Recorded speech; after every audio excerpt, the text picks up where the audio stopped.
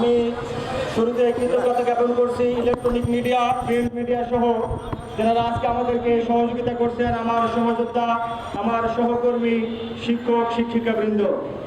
আমি বলতে চাই, আজকে আমরা শিক্ষক, আমাদের দায়িত্ব হবে শিক্ষা প্রতিষ্ঠানে গিয়ে আমাদের শিক্ষার্থীদেরকে শিক্ষা দেয়া।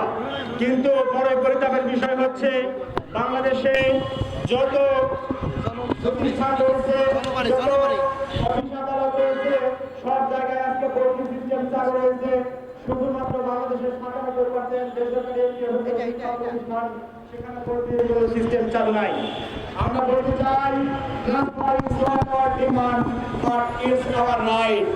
ভর্তি আমাদের দাবি নয়, এটি আমাদের অধিকার। অধিকার আমাদের এমপিও নীতিমালায় 7 নম্বর যে পয়েন্টটি ছিল, সেই 7 নম্বর ধারার আলোকে আমরা নিজ এলাকা থেকে আমরা অন্য জেলায় বা অন্য বিভাগে গেলে আমরা মাধ্যমে আবেদন করে আমাদের স্ব জেলায়, স্ব উপজেলায় ফিরে যেতে পারতাম। আপনারা জানেন, কোনো একটি কাজ করতে গেলে সেটির পূর্বাভাস দিতে হয়, কোনো কিছু পরিবর্তন করতে গেলে সেটির পূর্বাভাস দিতে হয়। কিন্তু আমাদের এমপিওভুক্ত শিক্ষা প্রতিষ্ঠানের একটি চলমান নীতিমালা ছিল, সেই নীতিমালাটা সংস্কার করার কথা বলে আজকে 2.5 বছর অতিবাহিত হয়ে যাচ্ছে। এই বিগত 2.5 বছরের মধ্যে আমরা এই ঢাকা শহরে এনটিআরসি চত্বরে প্রেস ক্লাব সহ 14টি শান্তিপূর্ণ মানববন্ধন করেছি। আমাদের আজকে এই মানববন্ধন কেন করতে হবে? এই বাংলাদেশে কি একটিও শিক্ষিত মানুষ নেই? এজন্যই প্রমোদ চৌধুরী যথার্থই বলেছেন, সুশিক্ষিত লোক মাত্রই স্বশিক্ষিত। স্বশিক্ষিত যদি আমরা হতে পারতাম, আমরা যদি সুশিক্ষায় শিক্ষা অর্জন করতে পারতাম, আজকে অনেক ম্যাডাম তার সন্তানকে নিয়ে শিক্ষা প্রতিষ্ঠানে যেতে পারেন না, ছোট্ট বাচ্চাকে বাসায় রেখেও যেতে পারেন না। কি কষ্টে দিনাতিপাত করেন, সেখানে শিক্ষকের দ্বারাই, তার প্রধানের দ্বারাই তাকে নির্যাতিত হতে হয়। আজকে আমরা যারা দূরের শিক্ষক রয়েছি, 700 কিলোমিটার দূরে, 1000 কিলোমিটার দূরে, আজকে কিছুক্ষণ আগে আমার সহযোদ্ধা, আমার সিনিয়র ভাই রবিউল স্যার, উনি ওনার বাবা মারা গিয়ে জন্মদাতা বাবার সেই মুখটা পর্যন্ত শেষ পর্যন্ত দেখতে পারেননি। আপনাদের বিবেকে কবে বোধোদয় হবে? আপনাদের কবে টনক নড়বে? আপনারা জানেন, গত সেপ্টেম্বর থেকে অক্টোবর, এই 2 মাসের, গত সেপ্টেম্বর থেকে অক্টোবর 2 মাসের মধ্যে আমরা শিক্ষা মন্ত্রণালয়ে 19 দিন আমরা দ্বারস্থ হয়েছি। আমরা যখন এক কর্মকর্তাকে বলি আমাদের ভর্তির বিষয়ে, উনি বলে দেন আরেক কর্মকর্তার কথা। আমরা যখন নিচতলায় যাই, উনি বলেন উপরের নির্দেশ লাগবে। উপরে যখন যে নির্দেশনার কথা বলি, যে আমি তো তাদেরকে নির্দেশনা দিয়েছি, আমরা শিক্ষক সমাজ এখন হয়ে গেছি ফুটবল। আমাদেরকে গোলকিপার যখন কিক করেন, আমরা মাঝখানে চলে যাই, মাঝখানে যখন কিক করা হয় আবার গোলকিপারের হাতে গিয়ে পড়ি। এই যদি আজকে শিক্ষকের অবস্থা হয়, এই যদি আজকে শিক্ষকের এই দুর্দশা, এই দুর্দিন যদি আজকে আমাদেরকে ফেস করতে হয়, আজকে আমরা শিক্ষার্থীদেরকে কিভাবে ভালো মানসিকতা নিয়ে শিক্ষা দেব? আজকে যখন ক্লাসরুমে প্রবেশ করি, বাড়িতে যখন অসুস্থ স্ত্রী, অসুস্থ মাতার যখন মুমূর্ষু অবস্থায় বেটে শয্যাশায়ীর কথা শুনি, চোখ মুছতে মুছতে আমাদেরকে ক্লাস নিতে যেতে হয়। আমার শিক্ষার্থী আমাকে বলে, স্যার আপনার কি মন খারাপ? আপনার কি হয়েছে স্যার, আপনার এত মন খারাপ কেন? আমি আমার পাঠে, আমি আমার শিক্ষাদানের ব্যাপারে আমি যদি আজকে মানসিক রোগী হয়ে যাই, দিনের পর দিন আমরা কিছুদিন আগে দেখেছি এই বাংলাদেশের শাস্তি স্বরূপ যে আয়নাঘর, আমরা আজকে শিক্ষকরা আয়নাঘরে পরিণত হয়েছি। আজকে যারা দূর দূরান্তের শিক্ষক রয়েছি, আমরা আজকে 700 কিলোমিটার 800 কিলোমিটার দূরে আমরা এই আয়নাঘর নামক জায়গা থেকে, এই বন্দি দশা থেকে আমরা মুক্তি চাই। আমরা আমাদের গ্রামে, আমরা আমাদের নিজ স্থানে ফিরে যেতে চাই। আমরা আজকে শিক্ষক, teaching profession is a noble profession. আজকে শিক্ষকতা পেশা মহৎ পেশা। এই মহৎ পেশায় এসে যদি আমরা মানসিকভাবে জর্জরিত, নিষ্পেষিত, অবহেলিত, নিগৃহীত হই, আজকে যদি আমরা মান সম্মানের ভয়ে শিক্ষক আজকে বাজারে গিয়ে আজকে আমরা আমাদের চাহিদা পূরণ করতে পারি না, আজকে আমরা বিশেষ করে ডায়ালেক্ট তথা উপভাষা নামে যে একটি কথা রয়েছে, আজকে আমি দিনাজপুর থেকে, আমি বেলাল হোসেন একজন শিক্ষক, দিনাজপুর থেকে আমি চাঁদপুরে নিয়োগ পেয়েছি, আমি তাদের অধিকাংশ কথা বুঝতে সক্ষম হই না। এটি আমাদেরকে, আজকে যদি আমি কথা বুঝতে না পারি, আমাদেরকে একটা বাস্তব উদাহরণ দেই। আমি ক্লাসে গিয়েছি, এক ছাত্র বলে স্যার আমাকে বোলায়, আবার বলে স্যার আমাকে বোলায়। আমি বলি বোলাই কি? আবার বোলাই বলতে আমি মনে করি টাচ করা। আমি তাকে গিয়ে হালকাভাবে ব্যাট দিয়ে একটু কেন তুমি বারবার ওকে ডিস্টার্ব করো? স্যার আপনি তো, আমি তো কিছু করিনি স্যার, আমি তো কিছু করিনি। আমি বললাম কিছু করিনি, তুমি বারবার ওকে বোলাচ্ছ। স্যার বোলা মানে হচ্ছে ডাকা। চিন্তা করতে পারেন আপনারা? আজকে যদি বলা মানে ডাকা হয়, এই ভাষা যদি আমার জানা না থাকে, আমি আমার ভাষার যদি ইউটিলাইজ করতে না পারি, তাহলে আমি তার ভুল কোনটা কোনটা কি আমি কেমনি করে বুঝবো? সম্মানিত উপস্থিতি, আমি বলতে চাই, স্বৈর সরকারের পতন হয়েছে বিগত শিক্ষামন্ত্রী এই দীপমণি, ডাক্তার দীপমণি। আমি চাঁদপুরে তার বাসায় রাত 11:30টার সময় 8 জন শিক্ষক নিয়ে আমি 2 জন শিক্ষক প্রবেশ করেছিলাম। ওখানে আমাকে গোয়েন্দা গিরিতা চালানো হলো, আমি নাকি শিক্ষক নই, এনাকে তদারকি করা হোক। ইনি কে? এনার identity, what is your identity? আমার পরিচয় কি? আমাকে এভাবে বলা হলো। আমি করজোর মিনতি করে বললাম আমি একজন শিক্ষক, আমি অমুক প্রতিষ্ঠানে শিক্ষকতা করি।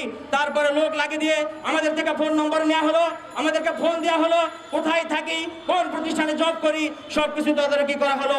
কিন্তু যখন যেগুলো সত্যায়ন হয়েছে, সত্যতা মিলে গেছে, তখন আর কোনো অ্যাকশন নেওয়া হয়নি। আমি একজন শিক্ষক হিসেবে আমার অধিকার যখন খর্ব হয়েছে, আমার যখন বাড়িতে যাওয়ার প্রক্রিয়া বন্ধ হয়েছে, তখন কি আমি একজন শিক্ষামন্ত্রীর কাছে আমার দুঃখ দুর্দশার কথা বলতে পারি না? আমি যখন বলতে গিয়েছি আমাকে চোর শাস্তি হয়েছে, আমাকে ওখানে অপরাধী শাস্তি হয়েছে, আর উনি বারবার একটি কথা বলতেন, গবেষণা করতে হবে, গবেষণা, দ্যাট মিনস গবেষণা। এই গবেষণা শেষ করতে করতে ওনার পিরিয়ড শেষ হয়ে গেছে। নেক্সট শিক্ষামন্ত্রী আসলেন মুহিবুল হাসান চৌধুরী। চট্টগ্রামের বাসায় যখন আমরা ওনার সাথে সাক্ষাৎ করলাম, উনি বললেন আপনাদের যদি এতই সমস্যা হয়ে থাকে, আপনারা চাকরি থেকে ইস্তফা দিন। আপনি একজন শিক্ষামন্ত্রী হিসেবে একজন শিক্ষকের দুঃখ দুর্দশা বলে আপনি সমব্যথায় ব্যথিত হয়ে তার কোনো সমাধানের পথ না খুঁজে আপনি কি করে বলতে পারেন চাকরি ইস্তফা দিব? আপনাদের বিবেকের কাছে প্রশ্ন। দেখেন, এক্সেসিভ ইজ নট গুড। অতিরিক্ত কোনো কিছুই ভালো নয়। এই অতিরিক্তর ফল আজকে আপনারা ভোগ করছেন। আমরা শিক্ষিত জাতি, এই জন্য নেপোলিয়ন বলেছিলেন যে give me a good mother, I will give you a good nation. Napoleon Bonaparte অন্যতম যথার্থই বলেছেন, এমন জীবন করিও গঠন, মরণে হাসিবে তুমি, কাঁদিবে ভুবন। আজকে আমরা এই কথাটি ভুলে গেছি। এই কথাটি কোনো গরু ছাগলের জন্য নয়, এই কথাটি কোনো চতুষ্পদ জন্তুর নয়। একজন মানব হিসেবে, একজন মানুষ হিসেবে সবার জন্য এটা আমাদের প্রযোজ্য। আজকে সেই শিক্ষামন্ত্রীদের অবসানের পর আমরা যখন দেখি আমাদের বাংলাদেশের সর্বোচ্চ বিদ্যাপীঠ ঢাকা বিশ্ববিদ্যালয়, প্রাচ্যের অক্সফোর্ড নামে খ্যাত ঢাকা বিশ্ববিদ্যালয়, এই ঢাকা বিশ্ববিদ্যালয়ের আইন বিষয়ক শিক্ষা উপদেষ্টা আসিফ নজরুল স্যার, ইনি একজন বিশ্ববিদ্যালয়ের প্রফেসর। এই আমাদের শিক্ষা উপদেষ্টা ওয়াহিদুজ্জামান স্যার, ইনি ঢাকা বিশ্ববিদ্যালয়ের প্রফেসর। আমাদের দেশের বর্তমান প্রধান উপদেষ্টা ডক্টর মোহাম্মদ ইউনূস নোবেল জয়ী, সারা বিশ্বে তার গ্রহণযোগ্যতা, সারা বিশ্বে তার সমাদৃত, তাকে যে আমরা মানুষ পেয়েছি। আজকে এত এত শিক্ষিত, ঢাকা বিশ্ববিদ্যালয়ের গ্রহণযোগ্য, ঢাকা বিশ্ববিদ্যালয়ের 2 জন মেধাবী ছাত্র আজকে এই উপদেষ্টা মণ্ডলীর মধ্যে রয়েছেন। সেই জন্য আমি আজকে বলতে চাই, বিগত দিন থেকে শিক্ষা নিয়ে আজকে শিক্ষক এবং ছাত্রের সমন্বয়ে এই বাংলাদেশ পরিচালিত হচ্ছে। আজকে শিক্ষক যদি রাস্তায় যদি 14টি মানববন্ধন করতে হয়, যদি 2 মাসের মধ্যে 19 বার মন্ত্রণালয়ে আমাদেরকে ধর্ণা দিতে হয়, আজকে যদি দিনের পর দিন আমাদেরকে মিটিং করে আমাদের নাই সময়, আমি অনেক দিন রাত 1টার সময় একজন একাকি মানুষ রান্না বান্না করে আমার মিটিং শেষ করে এই সারা দেশের শিক্ষককে আহ্বান করি, আপনারা প্রেস ক্লাবে চলে আসুন, ওভার ফোনে কথা বলি, আমি মেসেঞ্জারে কথা বলি, হোয়াটসঅ্যাপে কথা বলি। আমার প্রিয় সহযোদ্ধাগণ, আমাদের দিন নাই, আমাদের রাত নাই, আমাদের সকাল নাই, আমাদের দুপুর নাই। আমরা কিভাবে দিনের পর দিন কষ্ট করে যাচ্ছি, আমরা আপনাদের এত দ্বারস্থ হচ্ছি। আজকে বিনা বাজেটের যে ভর্তি নীতিমালা, আমাদের সব কিছু রেডি আছে। আপনি শুধু 5 মিনিটের মধ্যে আপনি ঘোষণা দিয়ে দিবেন যে আমার শিক্ষক আজকে রাস্তায় কেন। আপনি আপনার এই মহত্বের পরিচয় দিন মাননীয় শিক্ষক উপদেষ্টা। শিক্ষক যদি রাস্তায় নেমে আসে, আজকে দেশ কয়েকদিন আগে কলঙ্ক মুক্ত হয়েছে, নতুন করে এই দেশকে আবার রাস্তায় শিক্ষক জাতিকে নিয়ে এসে এই দেশকে কলঙ্ক করবেন না। আমরা কলঙ্ক মুক্ত হয়েছি, আমরা নতুন করে আর রাস্তায় একটা দিনের জন্য আসতে চাই না। আমি আপনাদেরকে দ্ব্যর্থহীন কণ্ঠে বলতে চাই, আজকে আমাদের এখানে অবস্থানরত অবস্থায় আমাদের প্রতিনিধিকে ডেকে নিয়ে আজকের মধ্যেই আমাদের প্রজ্ঞাপন চূড়ান্ত করতে হবে। আর যদি না করা হয়, আগামীতে আমরা রাস্তাঘাট দুর্বার গতিতে আন্দোলন করে এই ঢাকা শহর অচল করে দিব। তখন কিন্তু আমাদেরকে কোন আওয়ামী লীগের, কোন ছাত্রলীগের ট্যাগ লাগিয়ে লাভ হবে না। এই দেশকে যদি স্থিতিশীল রাখতে চান, এই দেশকে যদি অস্থিতিশীল পরিস্থিতি থেকে বিরত রাখতে চান, আজকে শিক্ষকদের এই ন্যায্য দাবিকে অতি সত্বর উইদিন শর্ট টাইম আপনারা আমাদের দাবিকে মেনে নিন। অন্যথায় আমরা শিক্ষক সমাজ আমাদেরকে মানসিক প্রশান্তি নিয়ে আমাদেরকে শিক্ষায় ফিরে যেতে দিন। পরিশেষে আমি বলবো, সারা দেশ থেকে, সুদূর সিলেট, কক্সবাজার, চট্টগ্রাম, বরিশাল বিভাগ থেকে, বিভিন্ন জায়গা থেকে যারা আজকে আমাদের এই এসে কার্যকলাপকে আপনারা সহযোগিতা করেছেন, তাদের আমি উদাত্ত আহ্বান জানাচ্ছি, তাদের জন্য দোয়া করছি। আজকে আপনারা জানেন এই বাংলাদেশ এমন একটা অবস্থা হয়ে গেছে, আমাদের রাজপথে না নামলে যেন কোনো দাবি আদায় হবার নয়। এটি কেন হতে হবে?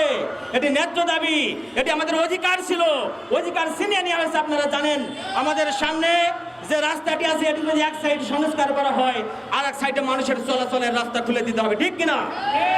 যদি তা না হয় এখানে যানজট হবে, এখানে অ্যাক্সিডেন্টের মতো ঘটনা ঘটবে, দুর্ঘটনা ঘটবে। তাই আপনি আমাদের 7 নম্বর ধারা বন্ধ করে দিয়েছেন। আমাদের কোনো শিক্ষককে কি আপনি বলেছিলেন? আমাদের কোনো মতামত নিয়েছেন? না।